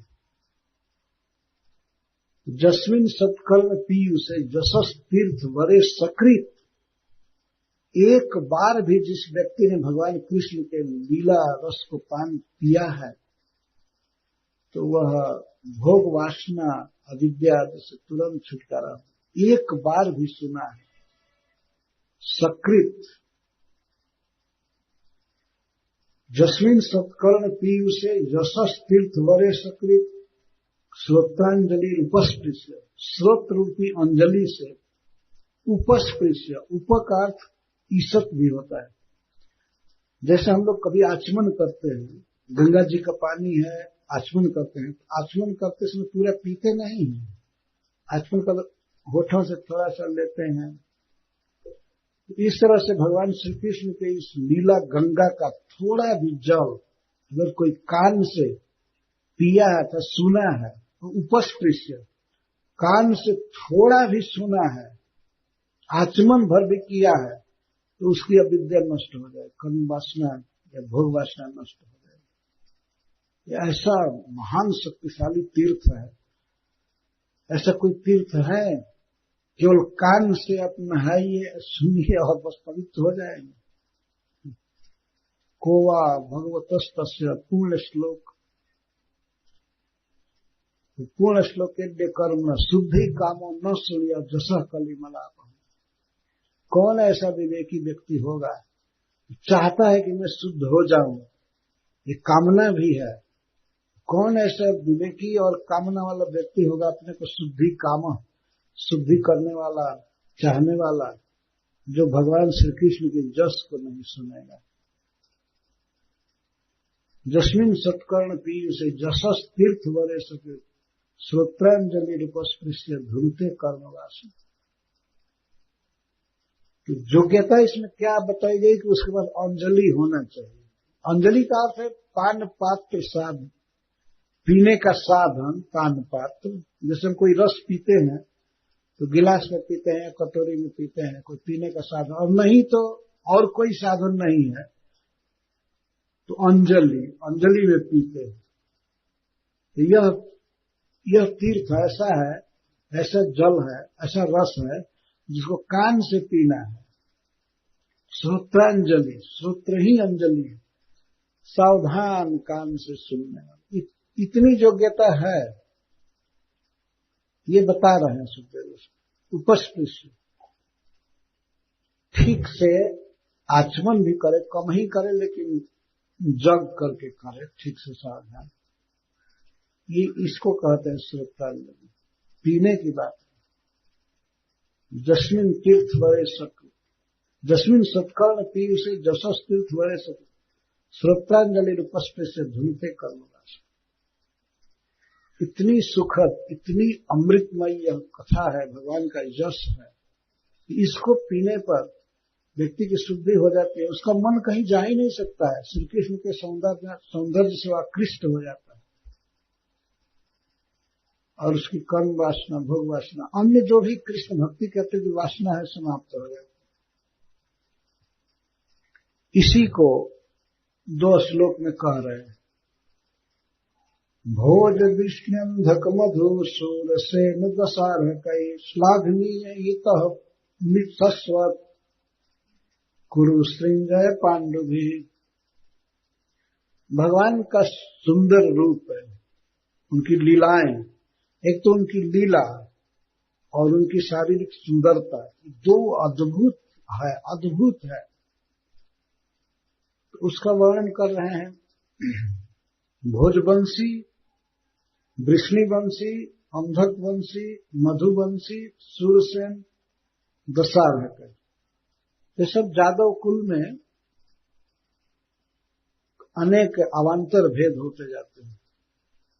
जो लोग भोज से पैदा हुए भोजवंशी कहे जाते हैं, और वृष्णि, अंधक, मधु, सूरसेन, दशारहक इत्यादि ये सब कुल हैं जादवों के, जो फैलते गए।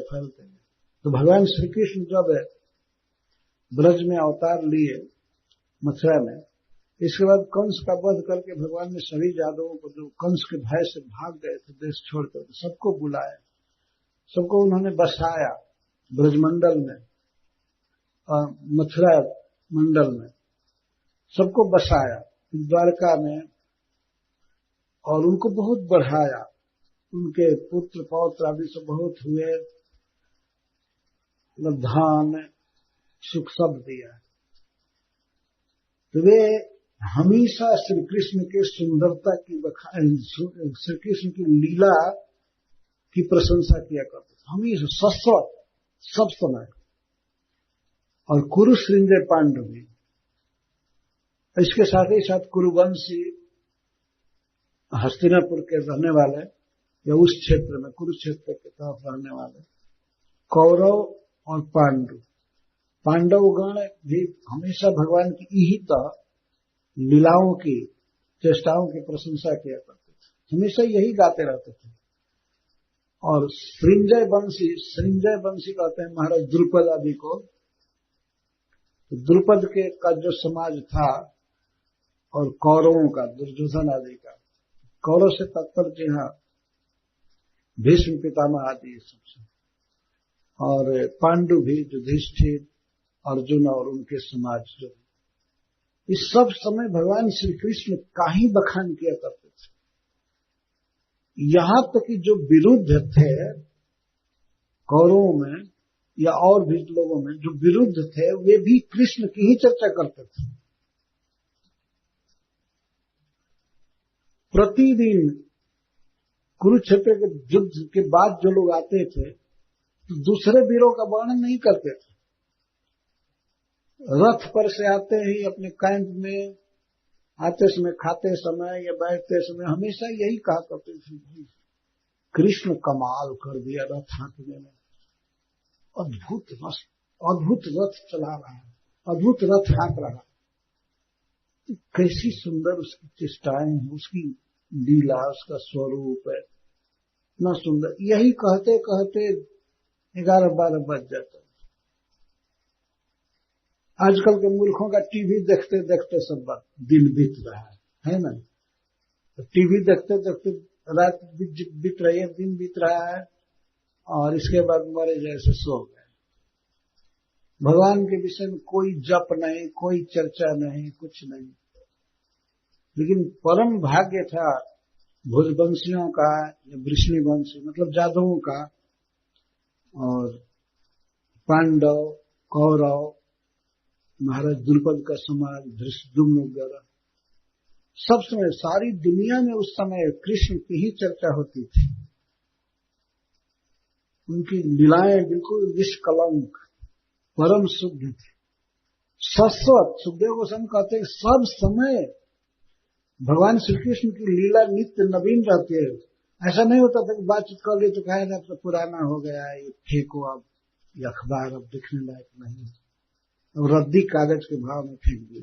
ये संसार की चर्चा तो विरस होती है। आज कुछ न्यूज कहते हैं, समाचार पत्र पढ़े, इसके बाद फेंक दिए। भगवत गीता और श्रीमद् भागवतम नित्य नवीन है, इसको हजारों हजार वर्षों से लोग पढ़ रहे हैं और बिल्कुल ताजी की ताजी। ये भगवान की लीला है। तो जिस समय वे प्रकट थे और लोग उनको देखते थे, उनकी क्रियाएं देखते थे, लीला देखते थे, उनका स्वरूप देखते थे, उनके चित्त पर कितना आकर्षण होता होगा, कितना चित्त भगवान में लगता होगा। अभी कोई मान लीजिए कोई दिल्ली में है और सुने कि मथुरा में कृष्ण ये लीला कर रहे हैं, वो लीला कर रहे हैं, या हस्तिनापुर में है, या महाराज द्रुपद के नगर में है, या द्वारका में है, इधर उधर, सुने कि भगवान इस पृथ्वी पर प्रकट हैं, इतने सुंदर, उनकी सुंदरता, उनकी लीला माधुरी, उनकी वेणु माधुरी, स्वरूप माधुरी, इन सब का वर्णन लोग करते होंगे तो कितना उसमें रस होता होगा। इसलिए सुखदेव गोस्वामी कहते हैं जितने भी कृष्ण से संबंधित लोग थे जानते थे, ये शाश्वत केवल कृष्ण के ही बारे में बात करते रहते थे।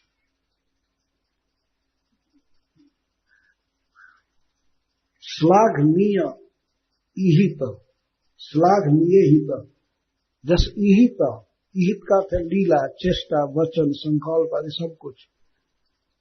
शाश्वत श्लाघनीय, सब समय प्रशंसा का ही विषय होता है। प्रशंसा का यह अर्थ जस्ट प्रेज नहीं हुआ, प्रशंसा का अर्थ है आकर्षण। सब समय श्री कृष्ण की ही बात किया करते हैं, सब समय। और अब स्वरूप का वर्णन कर रहे हैं, भगवान कितना सुंदर है श्री कृष्ण। इस श्लोक में कहते हैं स्निग्ध स्मितेक्षितोदारै वाक्यैर विक्रम लीलया लोकम रमयामास मूर्त्या सर्वांग रम्यया।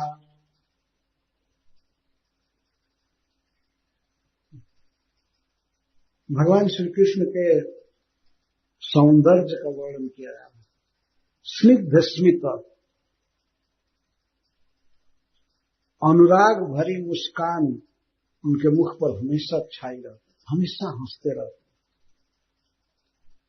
स्मित, स्मित का अर्थ होता है मुस्कुराना। स्मित संस्कृत शब्द है, इसका अर्थ है ऐसी मुस्कान जो चेहरे पर प्रकट हो लेकिन दांत न दिखाई दे, इसको स्मित कहते, इसको मुस्कान कहते। और हंसना उसको कहते जब आदमी ऐसे हंसे कि उसका दांत दिखाई दे तो उसको हंसना कहते। तो श्री कृष्ण को हमेशा देखा जाता था मुस्कुराते, हमेशा। और कोई बाहरी सुखद बात सुन करके नहीं मुस्कुराए। मनुष्य की तो ऐसी दशा है कि शायद ही कभी कभी मुस्कुराता है ना, शायद ही कभी कभी, बल्कि कहीं कहीं लिखना पड़ता है सदा मुस्कुराइए। और जो फोटो लेते हैं स्टूडियो में या कहीं पर, तो फोटोग्राफर कहता है मुस्कुराइए,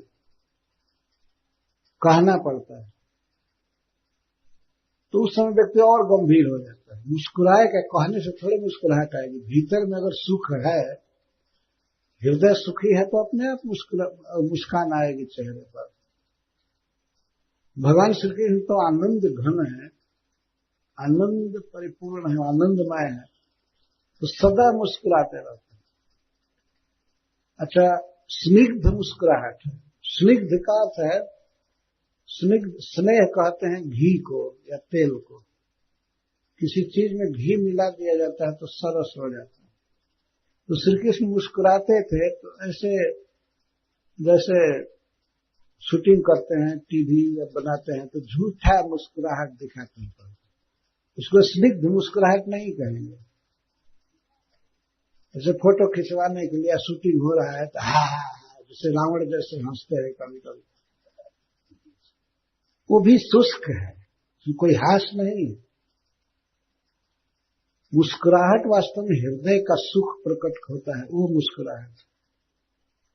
तो भगवान श्री कृष्ण सदा मुस्कुराया करते, हमेशा, ऐसा उनका स्वरूप ही है। और वो मुस्कुराहट कैसी? स्निग्ध, प्रेम भरी मुस्कुराहट, प्रेम से भरा हुआ मुस्कुराहट। और इच्छित, स्नेह से भरी हुई मुस्कान और स्नेह से भरी हुई चित्तवन। और उदारई विक्रम लीलया, उदारई वाक्य,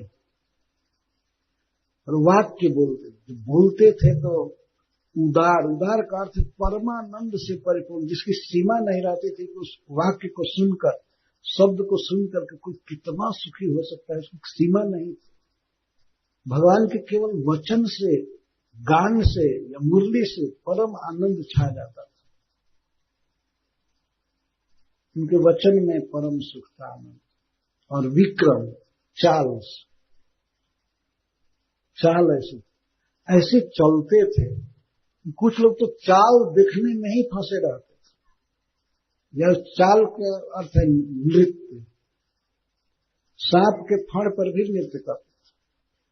गिरिराज गोवर्धन को लिए दिए लगता था कि नाचेंगे तो लोग रुकते थे मत नाची मत नाची। गोवर्धन लिए हुए और बांसुरी बजाते हुए एक हाथ से और नाचने का सोचते थे।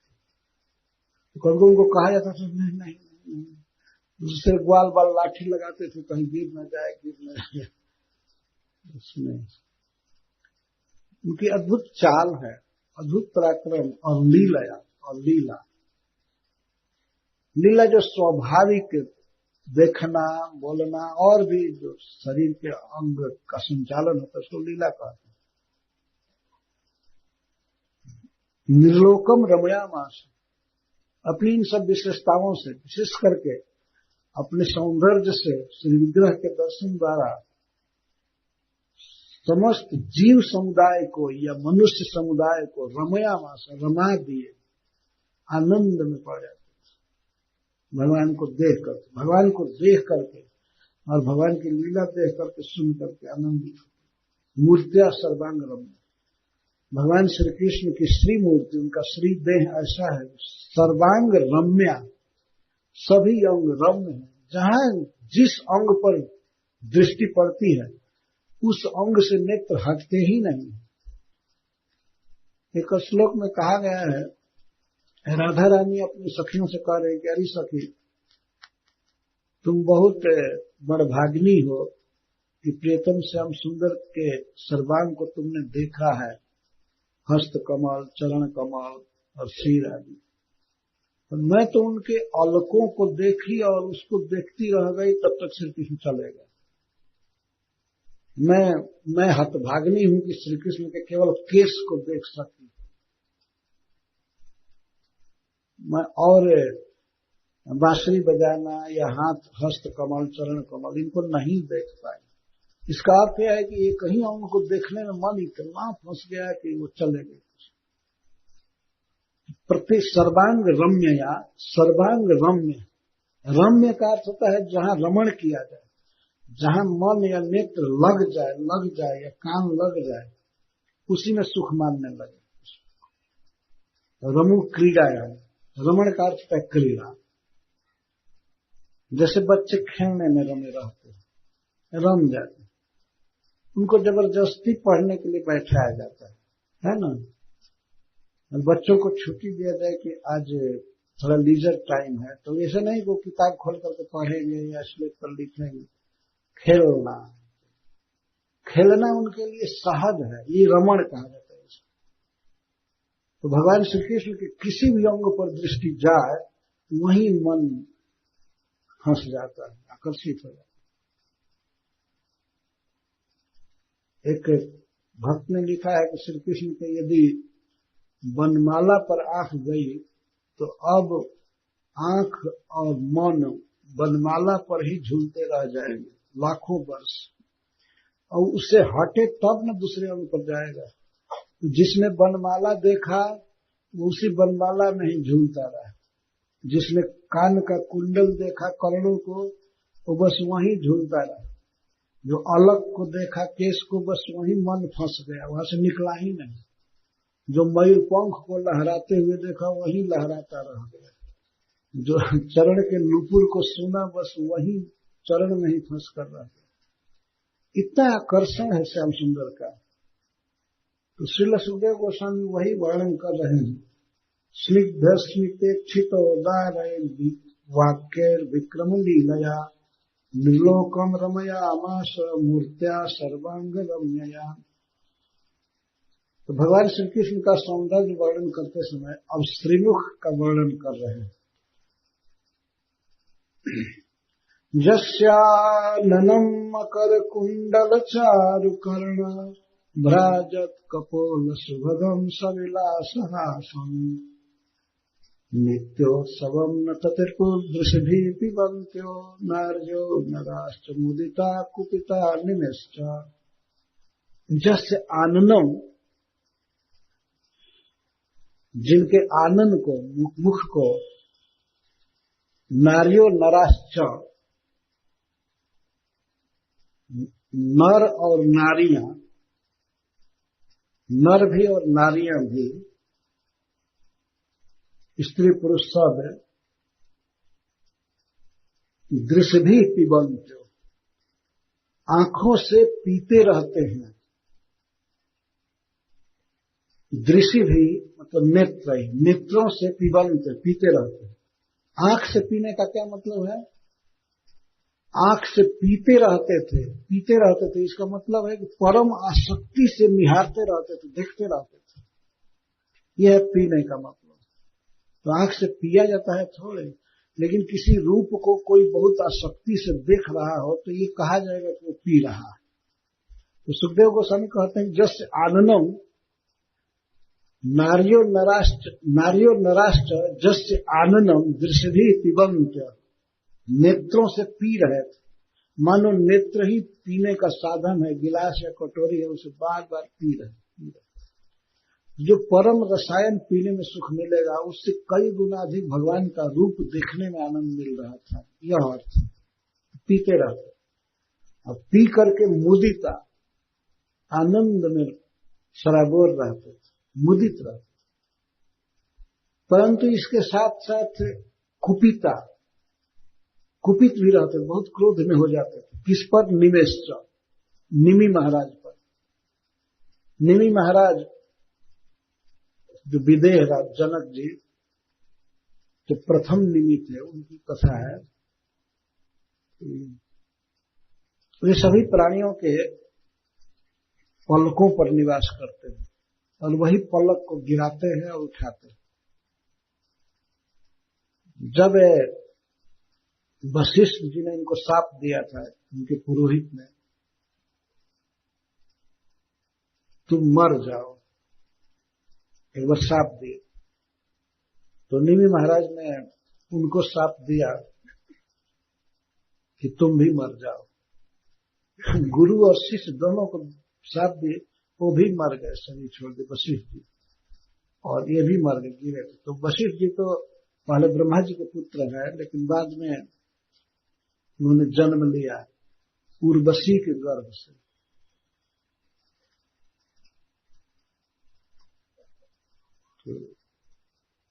और निमि महाराज के लिए इनके अन्य पुरोहितों ने, अन्य ऋतिकों ने कहा कि हम आपको वापस ला रहे हैं, भगवान का यज्ञ किए और कहीं जिला देंगे इनको।